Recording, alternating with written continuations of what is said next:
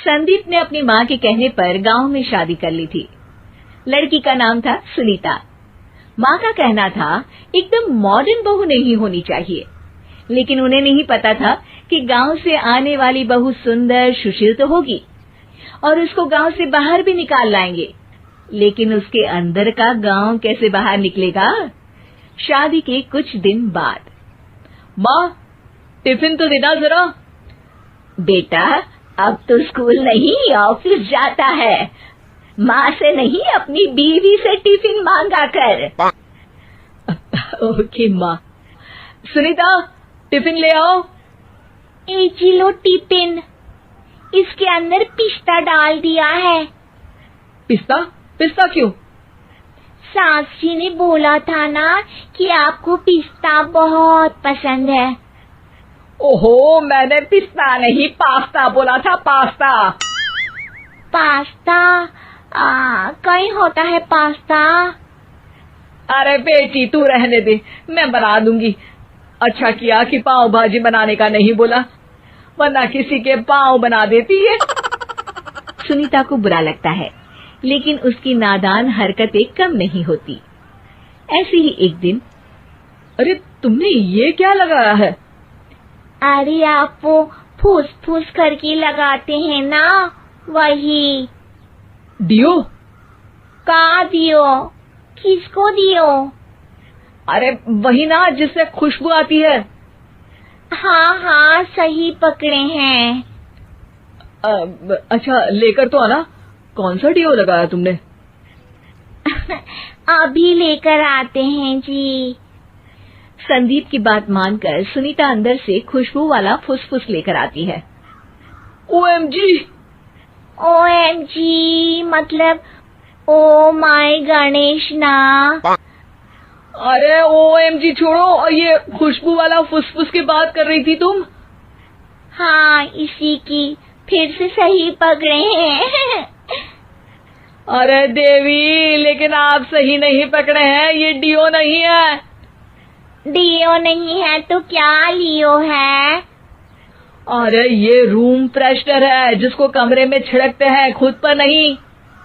कोई बात नहीं, माँ कहती थी आत्मा किराएदार है, शरीर एक किराए का कर्म।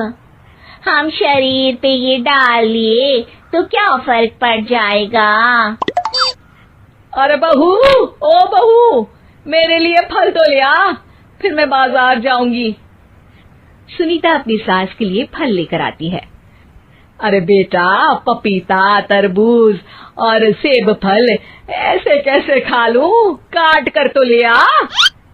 माँ जी, मेरे गांव में तो खेत से उठा के सीधा खा लेते हैं।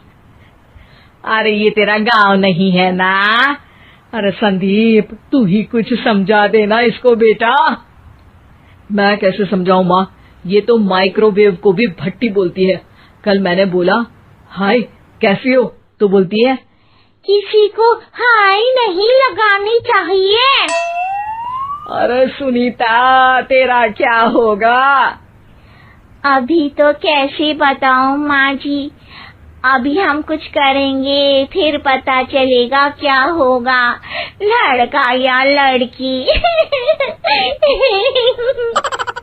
हे भगवान, कहाँ से आ गई है? रामपुर से जी, आप ही तो लेकर आए थे मुझे। अरे मुझे माफ कर दो। पहले कोई गलती तो करिए जी, आपकी तो सारी गलती माफ कर देंगे हम। हाँ अरे बहू, मेरी बात सुन। फल यानी कि फ्रूट जब भी लाए ना तो काट कर लाना, ठीक है? जी ठीक है माँ जी, फल यानी फ्रूट यानी काट के लाऊंगी।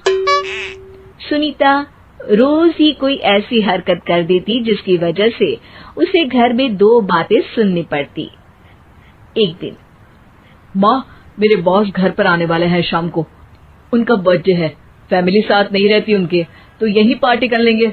उनको अच्छा लगा तो शायद मेरा प्रमोशन भी हो जाएगा।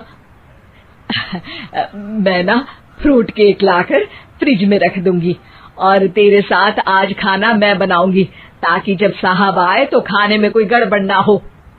शाम को जब सारी तैयारियां हो जाती है, संदीप के साथ बड़े साहब भी घर आते हैं।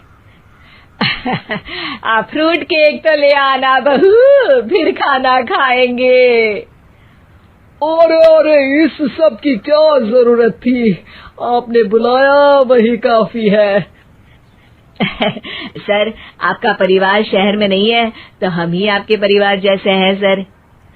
इतने में ही सुनीता फ्रूट केक लेकर आती है और बड़े साहब की टेबल पर रख देती है, और जैसे ही केक के ऊपर का बॉक्स हटाती है, ओह, ये क्या है?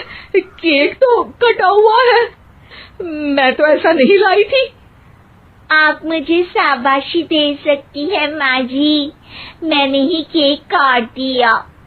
आपने कहा था ना, फल यानी फ्रूट यानी हमेशा काट के लाना, तो फ्रूट केक भी तो फ्रूट ही है ना, तो मैंने पहले ही काट लिया।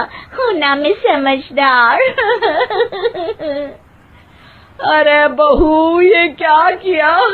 केक हमेशा वही काटता है जिसका जन्मदिन होता है। तुझे एक बात भी समझ नहीं आती, एक नंबर की बेवकूफ है। पूरा माहौल बिगड़ चुका था। संदीप को लगने लगा था कि साहब उसे प्रमोशन तो दूर की बात है, कहीं डिमोशन ना दे दे, लेकिन साहब बीच में ही बोल पड़ते हैं। अरे कोई बात नहीं, ये इनकी बेवकूफी नहीं है, इनका भोलापन है। बेटा आप कहाँ से हो? रामपुर गांव से। अरे वाह, गांव से?